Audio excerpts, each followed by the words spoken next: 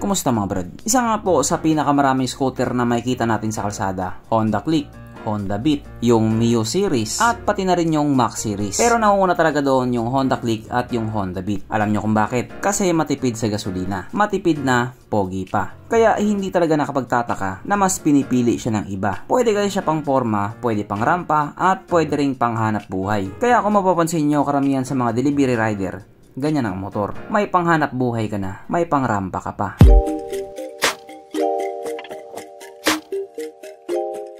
Pero syempre bago tayo magpatuloy, kung bago ka pa lamang napadpa dito sa aking walang kwentang channel, huwag ka na mag-subscribe.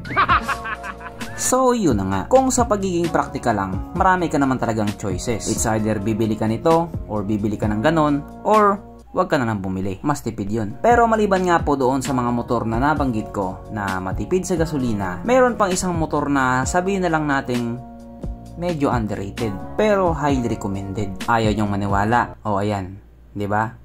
Highly recommended. Oh, manyakis, manyakis. At itong motor nga po na tinutukoy ko walang iba kundi ang Suzuki Address 115. Kung sa patibayan at patipiran, papalag din ang motor na ito. Baka nakakalimutan nyo, kasali din sa The Big 4 ang brand na ito.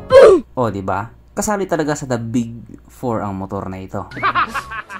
Kaso lang hindi nga po katulad doon sa ibang brand na nabanggit ko. Etong motor na ito hindi siya ganon kasikat. I mean, kilala naman siya pero hindi talaga aabot sa ganong level doon sa ibang brand. Kasi nga kung mapapansin nyo, medyo kaunti lang yung ganitong motor yung nakikita nyo sa kalsada. Minsan nga kapag nakikita ka ng ganyang motor, mapapatanong ka pa eh. Anong motor kaya yun? Bago yun ah. Bago ka din. Kasi nga hindi talaga ganong kadami yung bilang niya. Sabi kasi ng iba, pahirapan daw maghanap ng piyesa. Sabi naman ng iba, pahirapan din daw maghanap ng piyesa. O diba, pares lang sinabi nila.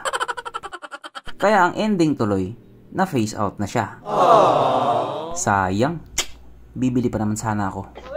Pero ito ang good news. Sa Indonesia. Kasi doon nga po sa kanila, nirelaunch nila ang motor na ito. Ibig sabihin nilabas po nila ulit ang motor na ito. Kaso lang, ganon na ganon pa din naman siya. Wala pa din nagbago. Pero kahit nga po ganon, okay pa din. Suzuki naman yung brand niya, kaya may bibili pa din. Kaya dahil dyan, pag-usapan na lamang natin kung ano nga bang meron sa motor na ito at kung gaano nga ba talaga siya kaganda. So ito nga po ang Suzuki Address na mayroong 113 cubic centimeter engine displacement, 4-stroke single cylinder, single overhead cam with 2 valves. Fuel injected, kaso lang ito po ay naka-air cooled pa din. Panis yan sa Honda Click 125. Ang kanyang compression ratio 9.4:1. Pagdating naman po sa kanyang power, ito pa ay merong 9.2 horsepower at 8,000 RPM, 8.7 Nm of torque at 6,000 RPM. Na ayon nga po sa mga taong nakagamit sa motor na ito daw po ay kayang tumakbo sa bilis ng 110 km/h. Pero sa ibang mga bansa, 90 lang talaga top speed niya. Syempre, ibang usapan na kapag Pinoy na nakasampa.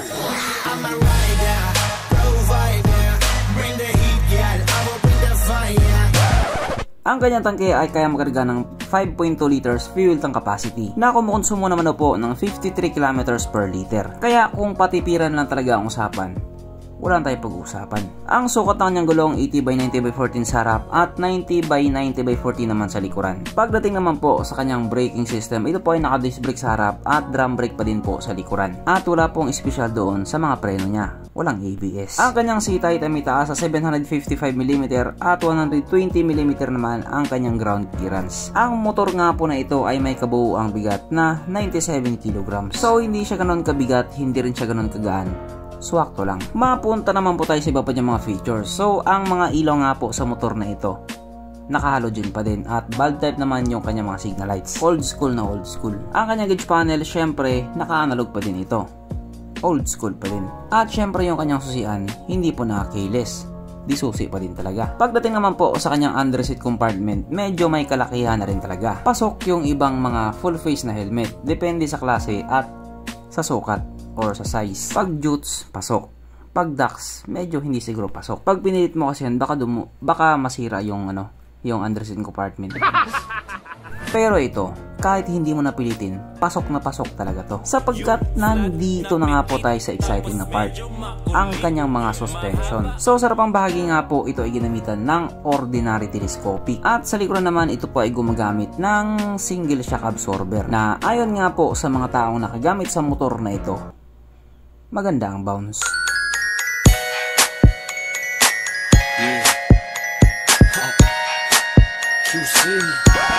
Sige na nga, alam ko bitin ka pa eh. O, ito pa isa.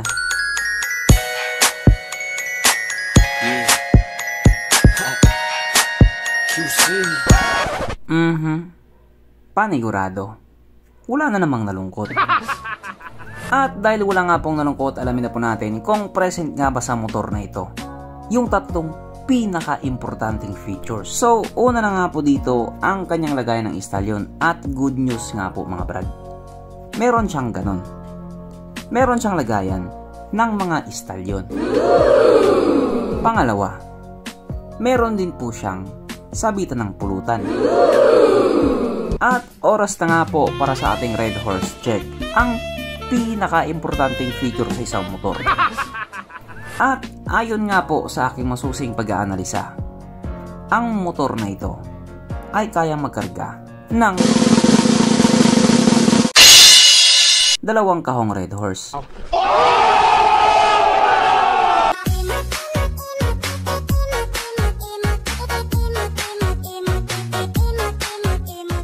So therefore, ang motor na ito ay talagang highly recommended. So bali ang price nga po nito dati ay umaabot ng 66,900 pesos. Good price na po yun. At ngayon nga pong binalik siya sa Indonesia, baka magkaroon na rin ng tsansa na ibalik siya sa Pilipinas. Katulad na lang doon sa shooter, nawala din yun.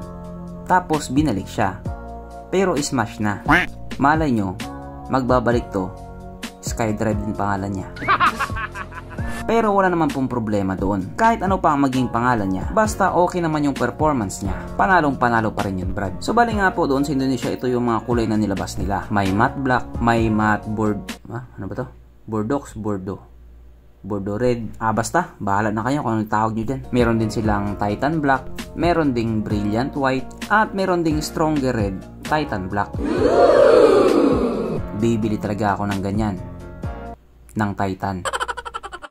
So kung kayo nga po ang tatanungin mga brad, kung sakaling magkakaroon ulit ng ganyan sa Pilipinas, bibili pa rin ba kayo or hindi na? Worth it pa rin ba siya o hindi na? Nasa inyo po ang kasagutan. At kung sakaling magawa ng paraan, sana dumami na rin yung availability ng mga piyesa niya para yung mga tao hindi nahihirapan. Yun kasi talaga yung number 1 na struggle nila, yung paghahanap ng mga piyesa. Yung iba naman sabi nila, meron naman daw, kaso lang sobrang mahal din. So hanggang dito na lang muna mga brad. Kung may gustong sabihin or gustong idagdag doon sa mga sinabi ko, mag-comment ka na lamang sa baba. Okay, bye.